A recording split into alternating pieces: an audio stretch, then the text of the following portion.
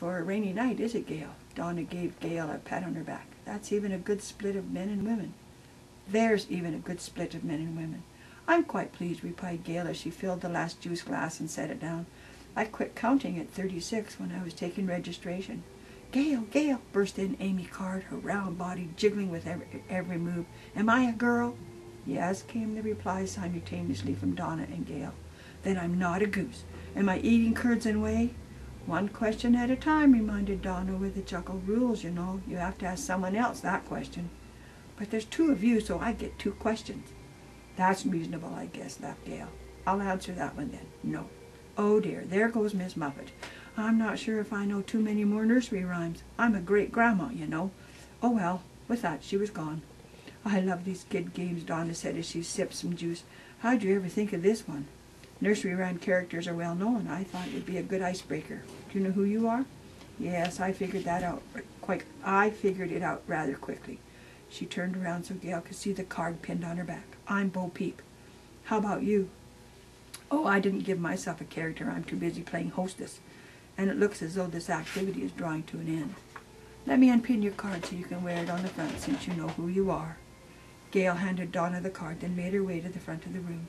Before she could speak, a hand went over the microphone. Boy, did you cause a stink. Gail looked up into the face of Steve Carlson.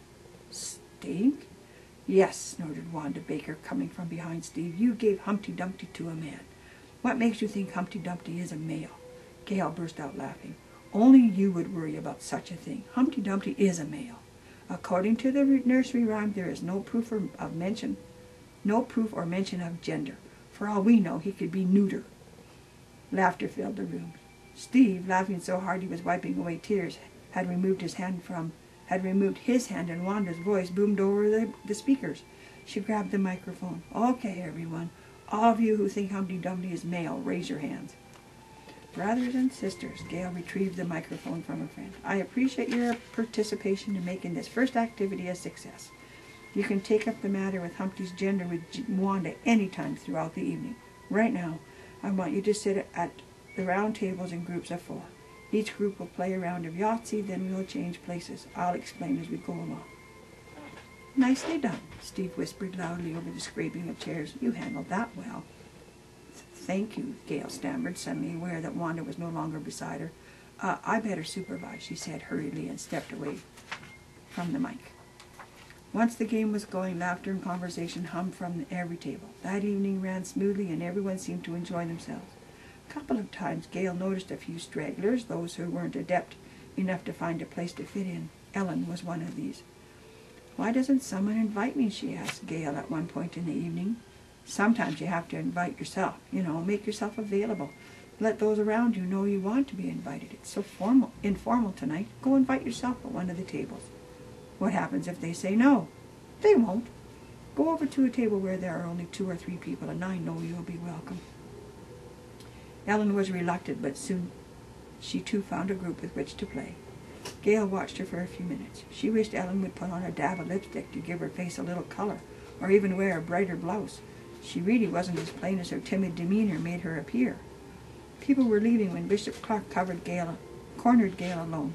I see we had several visitors here tonight. Yes, replied Gail. Steve Carlson came as the High Council representative. There are 2 other single adult leaders from other wards, and a few of the women from the seniors' apartments brought non-member friends. Do you know how many of our ward members came?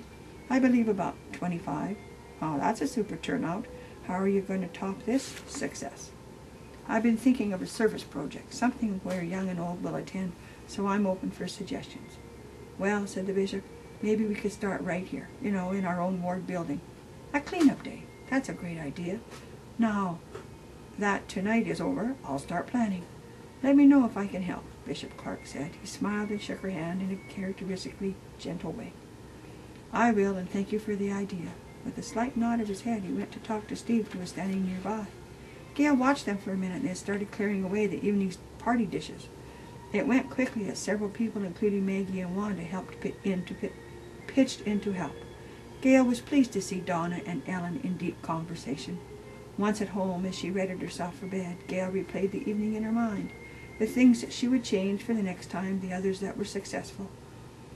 and others that were successful. She must thank Wanda for the humorous Humpty Dumpty intermission, and Maggie for keeping the evening lively just by being herself.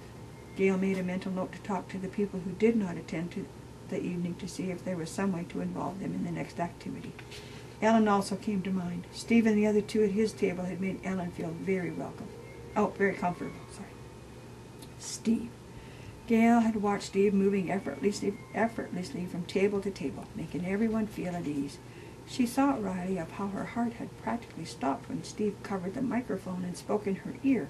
It was probably because he had come upon her so quickly and she hadn't been prepared. Yes, just surprised, she told herself. Her thoughts continued even after she had said her prayers and climbed into bed. She couldn't help but wonder what Steve's circumstances were. Was he divorced? Oh no, Gail said. When couples got divorced, wasn't it the husband who was generally to blame? Oh, that's silly, Gail scolded herself. There are lots of reasons for divorce. Just look at her and Archie. There was no abuse. They hadn't fought a great deal. They just drifted apart. His desires were left unfulfilled, and she couldn't get over the guilt of her infertility. They were both to blame. But Steve, he seemed such a nice guy to be divorced. Maybe he was never married. No, Gail had heard somewhere that there were children in his life. A widower, that's probably it. I bet his wife died. Gail contemplated she would have had to be awfully young. She lingered on that thought for some time, then glancing at the clock, gave herself a mental jab. Go to sleep, she told herself. But even as she cuddled under the quilt, questions rolled around in her head.